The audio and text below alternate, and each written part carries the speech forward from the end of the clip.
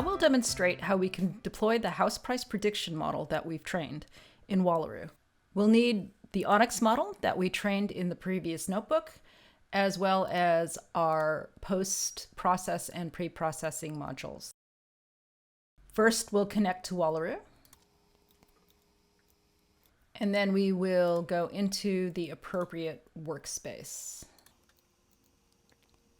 In Wallaroo, workspaces are logical spaces where all the artifacts connected to a specific modeling project live. It's a space where data scientists, ML engineers, and others involved in the project can collaborate and monitor the models that are in production. Here we have a workspace called house pricing. And now we can upload the house price model that we just trained. And we will also upload the same pre-processing and post-processing modules that we used in the previous notebook to train the model. This guarantees that the data processing in production is the same as it was in training. And if you remember, the processing modules all have a little Wallaroo helper function that tells Wallaroo how to call the processing functions that are in each module.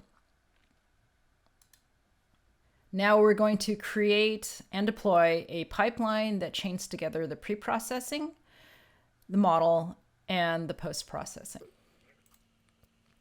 Once this is deployed, it'll be ready to accept input data to make predictions. And now we have our model up and ready in production. So let's pull a row of data from our listing tables. Just run it through the pipeline to make sure everything's working. And here we get back the result. This is the predicted house price for this particular house listing. Once we're sure that our pipeline is up and running successfully, we can also undeploy it to free up resources until it's time to run the model again.